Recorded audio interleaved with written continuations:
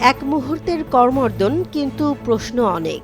যে দুই দেশ কয়েক মাস আগেও ড্রোন ও ক্ষেপণাস্ত্র ছুড়েছে একে অপরের দিকে, সেই ভারত ও পাকিস্তানের প্রতিনিধিরা ঢাকায় এটা কি নিছক কূটনৈতিক সৌজন্য, নাকি 2026 সালে দক্ষিণ এশিয়ার রাজনীতিতে বড় কোনো পরিবর্তনের ইঙ্গিত?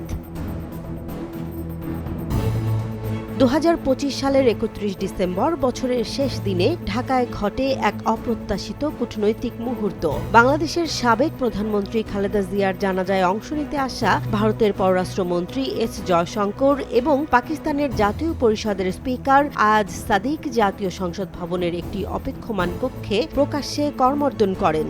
পাকিস্তানের ক্ষমতাসীন দল PMLN এর প্রবীণ নেতা আজ সাদিক নিজেই একটি টেলিভিশন সাক্ষাৎকারে ঘটনার বর্ণনা দেন। তিনি জানান, জয়শঙ্কর নিজে এগিয়ে এসে হাসি মুখে শুভেচ্ছা জানান এবং বলেন পরিচয় দেওয়ার প্রয়োজন নেই, তিনি তাকে চেনেন। এই দৃশ্যটি ছিল সাম্প্রতিক অতীতের একেবারে বিপরীত। গত বছর এশিয়া কাপ ক্রিকেটে পাকিস্তানের খেলোয়াড়দের সঙ্গে হাত মেলাতে অস্বীকৃতি জানিয়েছিল ভারতের পুরুষ, নারী ও অনূর্ধ্ব 19 দল। রাজনৈতিক বৈরিতা যে খেলাধুলার মাঠ পর্যন্ত পৌঁছেছে, সেটি তখন স্পষ্ট হয়ে ওঠে। এরও আগে 2025 সালের মে মাসে ভারত ও পাকিস্তানের মধ্যে ঘটে 4 দিনের ভয়াবহ সামরিক সংঘাত। ড্রোন ও ক্ষেপণাস্ত্র হামলায় দুই দেশই জয় দাবি করে। এই সংঘাতের পর ভারত একতরফাভাবে 6 দশকের পুরনো সিন্ধু নদ পানি বন্টন চুক্তি থেকে সরে দাঁড়ায়, যা পাকিস্তানের জন্য অস্তিত্ব সংকটের আশঙ্কা তৈরি করে।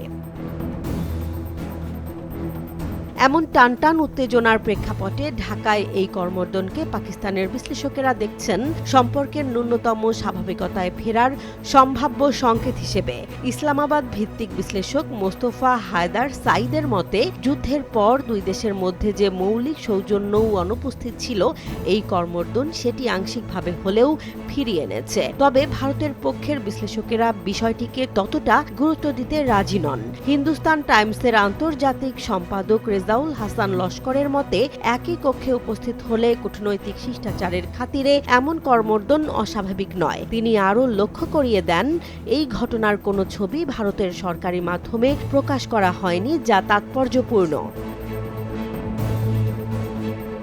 বিশ্লেষকেরা বলছেন, 2008 সালের মুম্বাই হামলার পর থেকে ভারত পাকিস্তানের মধ্যে কোনো টেকসই আনুষ্ঠানিক সংলাপ নেই। উভয় দেশের মধ্যে আস্থার ঘাটতি এতটাই গভীর যে একটি করমর্দন দিয়ে সম্পর্কের বরফ গলবে, এমন আশা এখনই করা কঠিন। তবে ভূ রাজনৈতিক বাস্তবতা বদলাচ্ছে। পাকিস্তান সম্প্রতি যুক্তরাষ্ট্র, চীন ও মধ্যপ্রাচ্যের সঙ্গে সম্পর্ক জোরদার করেছে। অন্যদিকে ভারত আন্তর্জাতিক চাপ ও আঞ্চলিক সমীকরণ নতুন করে হিসেব করতে বাধ্য হচ্ছে।